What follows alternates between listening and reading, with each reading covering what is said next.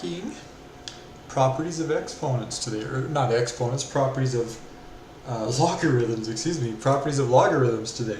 And so we've got our basic properties, we've got our product, quotient, and then our power property we want to look at. So when it says expand this, we want to break this up into a bunch of different logarithms, multiple logarithms. Okay, the reason, by the way, that we do this, it's going to help us solve equations coming up in the very near future. So it's not just an exercise to give us something to do. It has some very practical applications to help us solve things coming up. So I've got x squared times y cubed times the square root of z. So first of all, let me just break that up. That looks like our product property. So log of x squared plus log y cubed plus log, this one, I'm going to go ahead and use this. Rewrite radicals as exponents. Well, what's the square root of z? That's the same as z to the 1/2 power, right? And so we've broken it up into 3, but we can expand it just a little bit further. So we just use the power property. Let's use the product property. Let's use the power property.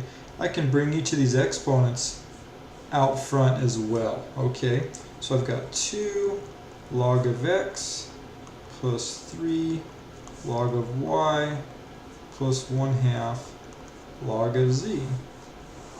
And we have expanded that fully. Not too bad. Okay, now let's look at this next one.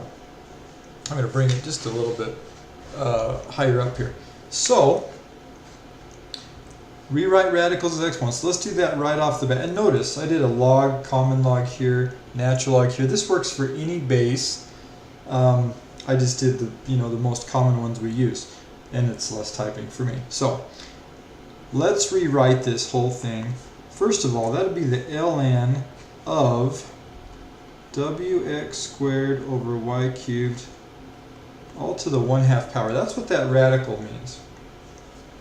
And then let me maybe just apply that in there just so we can see it. So ln, if I apply that power to everything, so we have w to the 1/2, x to the first, right, 2 and 1/2, over y to the 3/2.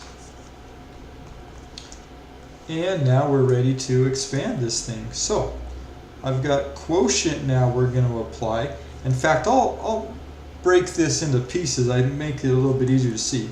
So ln of w to the 1/2 x minus ln of y to the 3/2. So again, we have this stuff over this, so that's where the quotient come in. Now I can break these apart as well, can I? And I did it like that because sometimes I'll see people get their signs wrong. So I've got ln w to the 1/2 plus ln x minus ln y to the 3/2.